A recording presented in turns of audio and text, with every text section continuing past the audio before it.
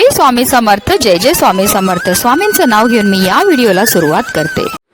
पंचांगानुसार अधिक मासाची अमावास्या 14 जूनला दुपारी 12:19 प्रारंभ होईल, तर 15 जूनला सकाळी 8:23 समाप्त होईल आणि उदय तिथीनुसार अधिक मासाची अमावास्या सोमवारी म्हणजेच 15 जूनला साजरी केली जाईल. ही अमावास्या सोमवारी येत असल्यामुळे तिला सोमवती अमावास्या देखील म्हटली जाते.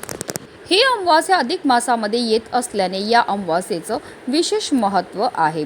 सोमवती अमावास्येच्या दिवशी भगवान शिव आणि देवी पार्वती यांची पूजा केल्याने सुख समृद्धी प्राप्त होते. तसेच आपल्या सर्व इच्छा आणि मनोकामना सुद्धा पूर्ण होतात. सोमवती अमावास्या हा पितरांचे तर्पण पूजन करण्यासाठी अत्यंत शुभ दिवस मानला जातो. या दिवशी पवित्र नद्यांमध्ये स्नान केल्याने अनेक जन्माच्या पापांपासून मुक्ती मिळते. तसेच सोमवती अमावास्येच्या दिवशी विवाहित स्त्रिया आपल्या पतीच्या दीर्घायुष्यासाठी उपवास देखील करतात. या दिवशी पिंपळाच्या झाडाची पूजा केली जाते, त्यांना प्रदक्षिणा घातली जाते. या अमावास्येच्या दिवशी पितरांसाठी तर्पण आणि श्राद्ध केल्याने पूर्वजांची पापे दूर होतात आणि त्यांचे आशीर्वाद मिळतात. याच दिवशी मिथुन संक्रांती सुद्धा साजरी होत असल्याने या अमावास्येचे महत्त्व अनेक पटीने वाढले आहे. याशिवाय या अमावास्येला सर्वार्थ सिद्ध योग आणि अमृत सिद्ध योगाचा शुभ संयोग तयार होत असल्याने अमावास्या अधिक विशेष ठरते. या दिवशी सकाळी मंदिरात किंवा गरजू व्यक्तीला पाण्याने भरलेले माठ दान केल्याने भाग्य उजळते आणि भगवान विष्णूंचे आशीर्वाद प्राप्त होतात. या दिवशी फळे, अन्न, वस्त्र, छत्री आणि फॅन दान करणे देखील अत्यंत फलदायी मानले जाते. या दिवशी 33 दिव्यांचं दान करण्याला सुद्धा विशेष महत्त्व हे दिलं जातं. धार्मिकदृष्ट्या हा दिवस अतिशय शुभ आणि महत्त्वाचा असल्यामुळे या दिवशी काही प्रभावी उपायाने सेवा देखील केल्या जातात.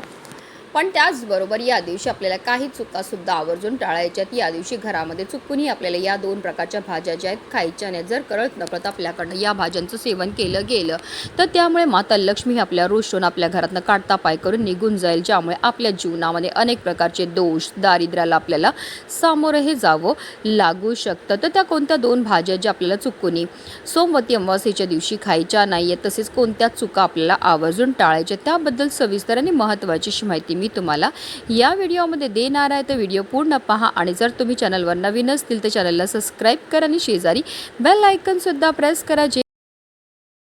सोमवती अमावास्येच्या दिवशी आपल्याला ब्रह्ममुहूर्तावर उठायचं आहे आणि अंथरुणामध्येच आपल्याला श्रीहरी, विष्णू, माता लक्ष्मी तसेच महादेव आणि माता पार्वतीचं स्मरण करायचं आहे. कारण असं म्हटलं जातं ब्रह्ममुहूर्तावर आपण जे पण कार्य करतो त्यामध्ये आपल्याला अनंत पटीने पुण्य फळ हे प्राप्त होत असतं. सोमवती अमावास्येच्या दिवशी गंगा किंवा यमुनासारख्या नद्यांमध्ये स्नान करण्याला विशेष महत्त्व दिलं जातं. पौराणिक मान्यतानुसार असे मानले जाते की असं केल्याने शरीर आणि आत्मा दोन्हीही शुद्ध होतात. भूतकालीन पापापासून मुक्ती मिळते. या दिवशी स्नान केल्याने नकारात्मक ऊर्जा दूर होते आणि मानसिक शांती मिळते. स्नान केल्यानंतर आपल्याला यथाशक्तीप्रमाणे दान हे करायचं. हे दान केल्यामुळे आपले पितृ आपल्यावर प्रसन्न होणार आहेत आणि आपल्याला ते सुखी संसाराचा आशीर्वाद देणार आहेत. जर तुम्हाला तीर्थक्षेत्री जाऊन स्नान करणं शक्य नसेल तर घरच्या घरी आंघोळीच्या पाण्यामध्ये आपल्याला गंगाजळ मिसळून स्नान करायचं आहे. हे स्नान केल्यानंतर जर शक्य असेल तर आवर्जून आपल्याला या दिवशी हिरव्या रंगाचे वस्त्र हे परिधान करायचे. स्नान केल्यानंतर आपल्याला तांब्याच्या कळशामध्ये स्वच्छ पिण्याचं पाणी भरून घ्यायचं आहे. त्यामध्ये आपल्याला गंगाजल टाकायचं आहे. गंगाजल नसेल तर आपल्याला पाण्यामध्ये थोडे काळे तीळ तसेच गाईचं कच्चं दूध टाकायचं आहे.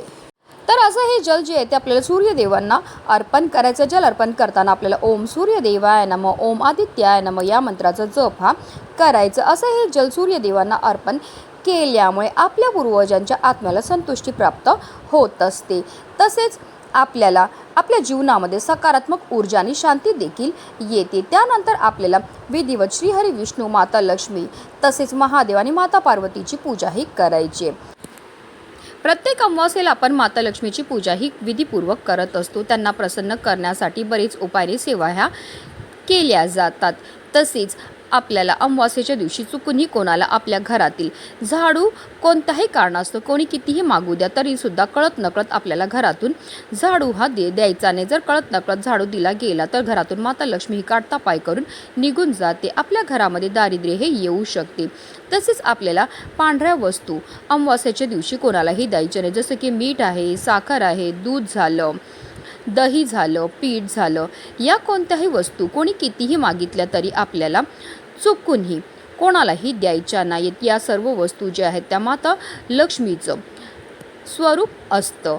तुम्ही बऱ्याचदा पाहिलं असेल की या तिथीला तुमच्याकडे काही लोक जी आहेत ती या वस्तू मागायला येतात. असं वाटतं की तुमच्या घरामध्ये माता लक्ष्मी निघून गेली पाहिजे, तुमच्या घरामध्ये गरिबीही आली पाहिजे, म्हणून चुकूनच तुम्हाला या वस्तू कोणालाही कितीही मागितल्या तरी अमावास्येच्या दिवशी कोणालाही द्यायच्या नाही आहेत.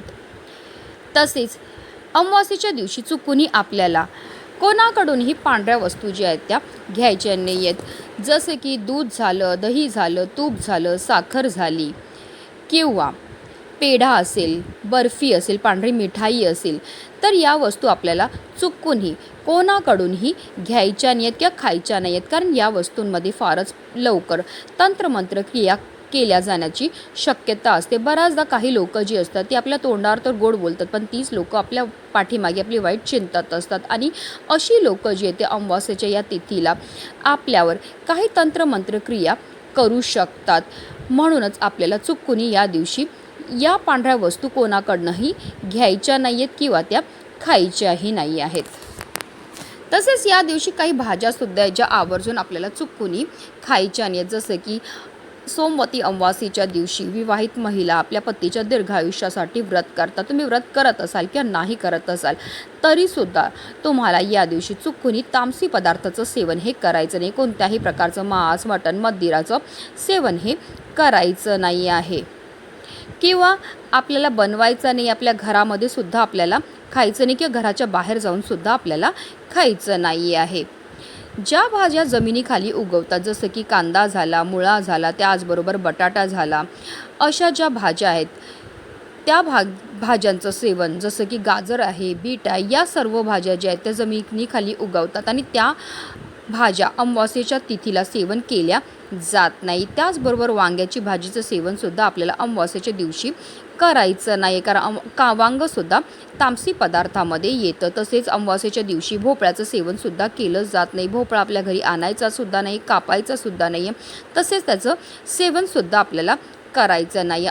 तसेच अमावास्येच्या दिवशी तुम्हाला चुकूनही काळ्या रंगाचं वस्त्र हे परिधान करायचे नाही आहेत, कारण काळ्या रंगावर फारच लवकर नकारात्मक गोष्टी शोषून घेतल्या जातात, ज्यामुळे आपल्या जीवनामध्ये नकारात्मकता वाढण्याची शक्यता जास्त असते. हिंदू धर्मामध्ये कोणत्याही पूजा किंवा कोणत्याही शुभ कार्याच्या वेळेस काळ्या रंगाचे वस्त्र हे परिधान केले जात नाही. जर तुम्ही काळ्या रंगाचे वस्त्र परिधान करून कोणतीही सेवा किंवा कोणतेही व्रत केले तर त्याचं तुम्हाला कोणतंही शुभफळ प्राप्त होणार नाही. तसेच या दिवशी आपल्याला केस कापायचे नाहीत, नखं कापायची नाहीत, दाढीसुद्धा करायची नाही. त्याचबरोबर जर अमावास्या तिथीला तुमच्या दारावर एखादा भिक्षुक आला, भिकारी आला, गरजू व्यक्ती आला तर त्याला रिकामी हाती पाठवू नका. आपल्या यथाशक्तीप्रमाणे आपल्याला दान हे करायचं आहे. हे दान केल्यामुळे आपले पितृ आपल्यावर प्रसन्न होतात आणि आपल्याला ते सुखी संसाराचा आशीर्वाद देत असतात. त्याचबरोबर जर आपल्या दारावर एखादा कुत्रा आला, गाय आली तर त्यांनासुद्धा आपल्याला हाकलून लावायचं नाही आहे, कारण असं म्हटलं जातं अमावास्या तिथीला आपले पितृ या मृत्यू लोकातून भूतलावर येतात. ते कुत्रा, गाय, कावळा या रूपामध्ये असतात आणि जर आपण या मुक्या प्राण्यांची सेवा केली तर आपले पितृ हे आपल्यावर प्रसन्न होत असतात आणि आपल्याला ते सुखी संसाराचा आशीर्वाद देत असतात. तुम्ही बिस्किट द्या, चपाती द्या किंवा तुमच्या घरामध्ये जे पण असेल ते आवर्जून त्यांना खायला द्यायचं. असं हे दान केल्यामुळे आपल्या आयुष्यामध्ये असणारे सर्व विघ्न, दोष, दारिद्र्य दूर होतं आणि आपल्या कुटुंबाची भरभरून अशी प्रगती व्हायला लागते. तर या आहेत काही गोष्टी ज्या अमावास्येच्या दिवशी आवर्जून आपल्याला पाळायच्यात. या चुका आहेत ज्या आवर्जून आपल्याला टाळायच्यात. म्हणूनच व्हिडिओ जास्तीत जास्त लोकांपर्यंत शेअर करा. श्री स्वामी समर्थ. जय जय स्वामी समर्थ.